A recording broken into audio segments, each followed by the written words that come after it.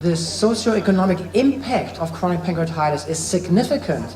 This is a British analysis which shows that Britain is spending $285 million per year. Those are the expenses for patients with chronic pancreatitis. Yeah? The largest part is the expenses for the pain, 638 million dollars every year, but also significantly the expenses for exocrine insufficiency, endocrine exocrine insufficiency, interventions, admissions. There is a similar analysis of the economic burden, but it's a study from Croatia which analyzed the expenses for disease-related undernutrition in Croatia, and they found also that the expenses are really high. Total costs are 97 million euros, that levels and almost 3.5% of the total Croatian national healthcare budget. Average cost per patient, 1,640 euro. Undernutrition, malnutrition. So it is a big problem, not only economically. Matthias Löhr, he has already presented the data of pancreatic exocrine insufficiency. What is this? Maldigestion due to reduced pancreatic enzyme activity in the intestinal lumen. But we have to take into account only a marked reduction of enzyme activity leads to maldigestion.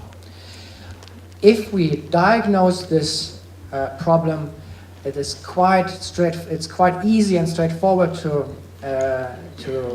treat, and we can use the pancreatic enzyme replacement therapy, oral supplementation of pancreatic enzymes. Pancreatic exocrine insufficiency leads to malnutrition, and this is our focus here. Yeah? This is a summary of the current European guidelines Matthias Löhr also mentioned, which is now in press. In case of clinical symptoms of malnutrition and or low fecal elastase, further diagnostic measurements should be performed to assess the level of malnutrition. So we always have to keep in mind malnutrition when we are treating patients with pancreatic exocrine insufficiency. And also patients with mild to moderate exocrine insufficiency have an increased risk for nutritional deficiencies. Yeah? Not only those patients with severe forms of insufficiency. And even subclinical pancreatic exocrine insufficiency causes malnutrition and may pose a significant risk for the patient. Complications of insufficiency, yes, diarrhea, fatty stools, everybody knows that. But the studies are varying, but 25 to 70% of the patients with pancreatic exocrine insufficiency develops diarrhea. So it's a final stage. Importantly, and much more difficult for us, is malnutrition, which has a severe impact on the patient. Weight loss, loss of energy, muscle wasting, increased risk of fractures, increased risk of infections. Yeah? So this is where we have to look. And the European Society for Nutrition, they published in 2002, a long time ago, the Aspen Guidelines Nutritional Screening. They said we have to screen all our patients coming to the hospital, because 1/3 of all the patients hospitalized are undernourished. So we have to screen all those. And there are ways to screen very easily and fast. It's not a big complicated process. And this is here also depicted here. All patients get a quick, brief screen. Are they at risk? Yes or no? And only those who are at risk, they need a standard individualized plan. Those who are not at risk but are in the hospital, they need a new screening, maybe after 3 weeks, for example. So this is how it looks like, a two-step process. Is there a risk? Low BMI. Has the patient lost weight during the last 3 months? Has the patient reduced dietary intake? Is the patient severely ill? And if so, then we have to go to step 2, the final screening. So who is doing this in your hospitals? Are you all doing this? Screening all the patients for adenocarcinoma? Who's doing that in your hospital? No one? Please no. So actually there are also studies to show it's easy and nurses can do it. So when nurses meet the first time the patients, they use those screening tools. And I'm German, but I'm living in Sweden now. And in Sweden it works very nice. Patients come to the hospital, the nurses screen every patient. Malnutrition has also an impact on pancreatic surgery. This is a study, 143 patients undergoing pancreatic resection, and the reason was pancreatic cancer. And this study showed that patients with malnutrition had a 4-fold longer post-operative hospitalization period and a higher morbidity rate. So malnutrition is not only in patients with pancreatic cancer, but also in other patients with pancreatic diseases, a significant risk factor for surgery.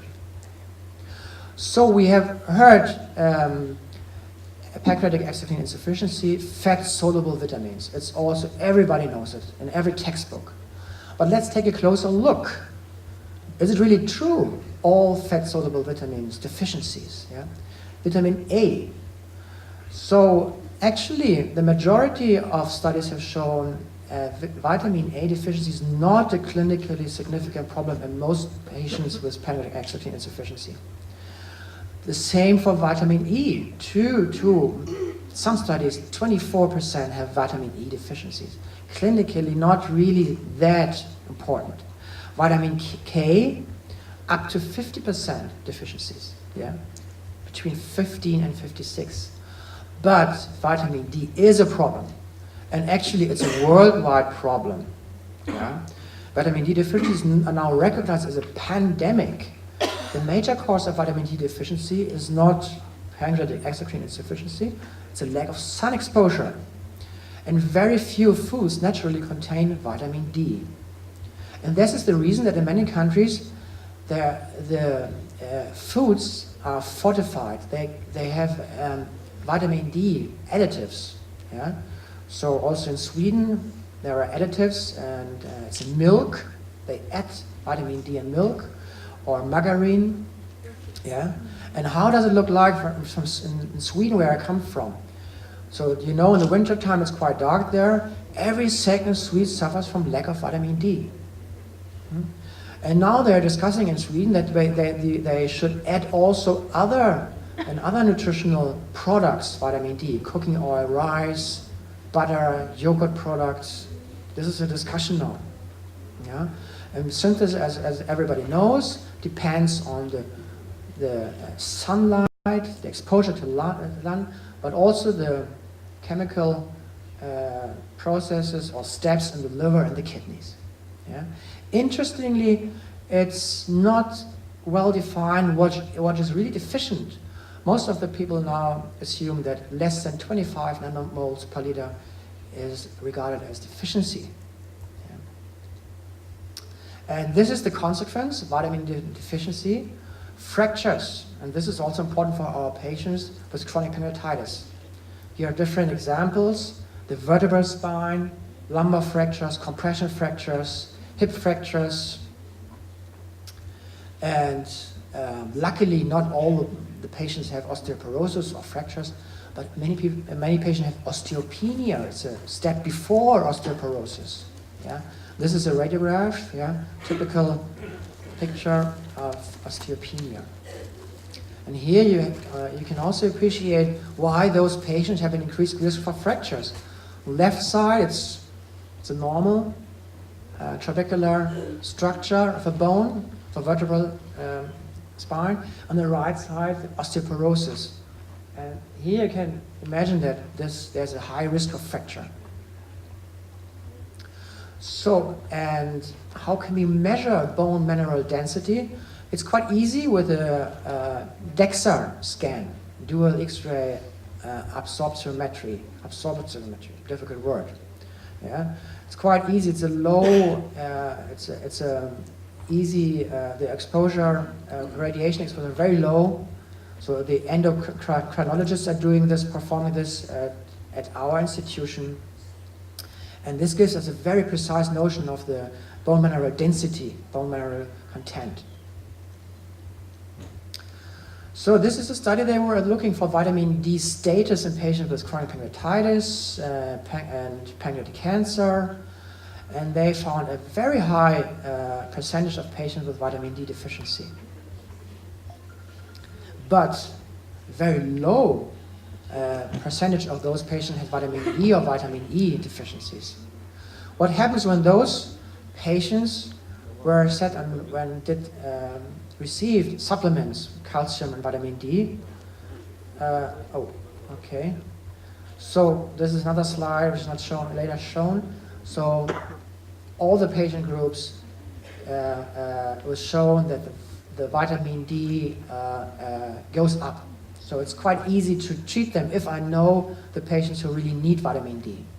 We did some studies also. We have shown that fecal elastase correlates with bone mineral density. Low fecal elastase, low bone mineral density. Also other studies have shown that.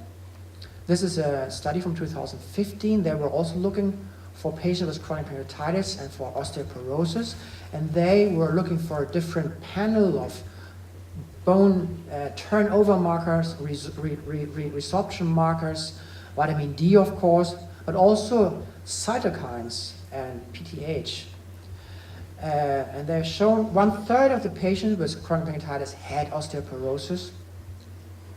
And the interesting finding, this osteoporosis was not only influenced by vitamin D or calcium, but also by smoking and by systemic inflammation in those patients with chronic pancreatitis. They have an elevated concentration of pro-inflammatory cytokines, so a chronic inflammatory stage, and this is also contributing to osteoporosis. Malnutrition in chronic pancreatitis results from exocrine pancreatic insufficiency, as I already said, but it's also multifactorial. Abdominal pain, especially after food intake, patients with chronic pancreatitis develop pain. So they don't eat, they stop eating. Then they use opioids, causing nausea, causing obstipation. Duodenal obstruction can be a problem, with a chronic inflammatory mass on the pancreatic head. But also those patients with chronic pancreatitis who continue to drink alcohol, they are depleted of nutrients. They only drink alcohol the whole day. But also, as I said, chronic pancreatitis is a chronic systemic inflammatory state, which is also contributing to malnutrition because of an increased metabolic activity. Okay, so what are the consequences of pancreatic exocrine insufficiency? Leads to malnutrition, as I said. So all the patients have to be screened for nutritional deficiencies in lipid-soluble vitamins. And we heard this in another presentation in the morning. What are the parameters we have to look for? This is also now a summary from the European expert meeting there. Prealbumin is a good marker, retinol binding protein, vitamin D, but also the trace elements like iron, zinc, magnesium. So, which are the indications for pancreatic enzyme replacement therapy? Who has to get now the replacement therapy?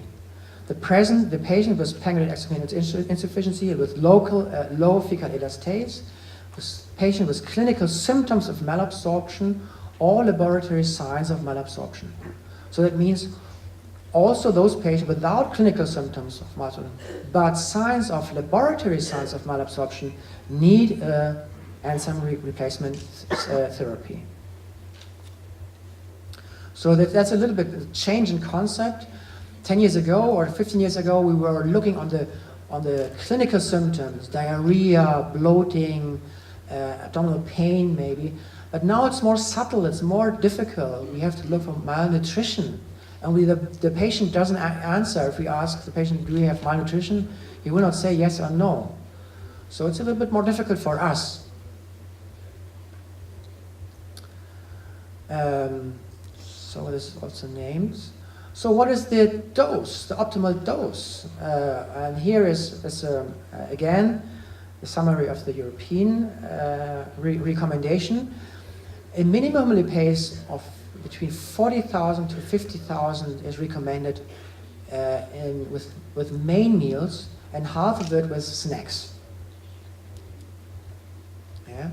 And here is a study. It's one over a time span of 1 year. Patient received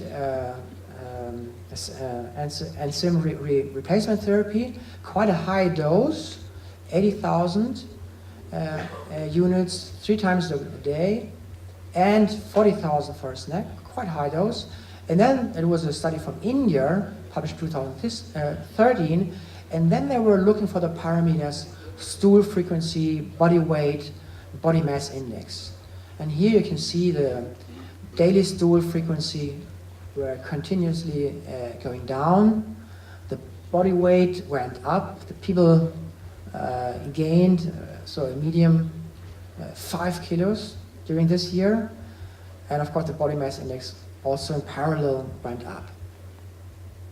So stool consistency was better, less diarrhea, flatulence was better, abdominal pain went down, and also quality of life scale was also applied, was also improved. So it has an effect if the patients get the enzymes. This is the quality of life. So what is the schedule? How do they should take the enzymes? Yeah, and this is a study from Spain, from Professor Dominguez Munoz, and he compared different schedules, patients who had taken their enzymes before the meals, or just after the meals, or along with meals, so together with meals. And he found out it was the best, here down, if the patient take the enzymes together with the meals. Yeah? Mild digestion was lowest when the patients took the enzymes together with a meal. So it was lowest when they took it before. Yeah? That's interesting because I think many people said you have to take them before. Yeah? And if, especially when there is a higher dose, then it's good to split it. And how should the efficacy of enzyme replacement therapy be evaluated? So it's quite easy, it's quite straightforward. We have to evaluate it clinically. We have to talk to the patient, ask him, what about the diarrhea, weight gain, abdominal symptoms, but we should also look for the nutritional parameters. It's also important. What should be done in cases of unsatisfactory clinical response? Later on we will hear a lot more about this. Yeah? Of course we have to look for the compliance if the patient really takes the enzymes, but if you really do it, we have to increase the dose.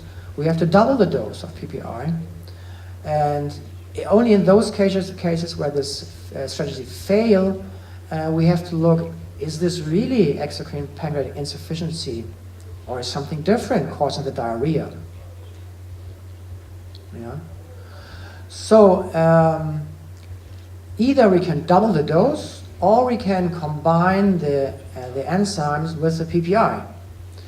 So there's also a study, yeah, maybe should all the patients getting enzymes should get a combination with PPI. Yeah? But it's again a study from Spain, and he has shown only the patients who are not responding to the enzyme replacement therapy have a benefit if we combine it with PPI. So not all our patients getting enzymes need a PPI. So, in summary, therapy of malnutrition, we have to detect it early, we have to supplement the enzymes, we have to assess and also to correct the nutrient deficiencies. So they need the vitamins, they need the micronutrients, and we have to be careful and we have to check if really patient have an adequate dietary intake. So we send our patients also always to a dietitian, and the dietitians, they talk to the patients and give them also recommendations. So this is, I think, also an interesting study from the Netherlands, and this study, they showed how is it the patient, how are they treated, the patient with exocrine insufficiency. And the patients were contacted, and 70% of the patients still reported steatorrhea-related symptoms despite of treatment, which is a very high number. Only 25% of the cases were referred to a dietitian, and nearly 60% were kept on a restriction of fat, which nowadays really nobody recommends. So the people should continue to eat fat in combination with enzymes, because fat is a good fuel or a good source of calories. If they really are restricted always on fat, they don't get enough calories. Okay. So this is important.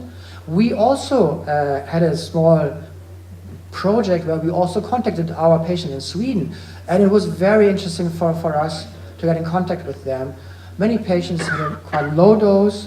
Then the patients told me, yes, when I wake up in the morning at 6 o'clock, I take my medications for blood pressure and my blood for the pancreas, and then I sleep a little bit, and at 9 o'clock I have breakfast. Yeah?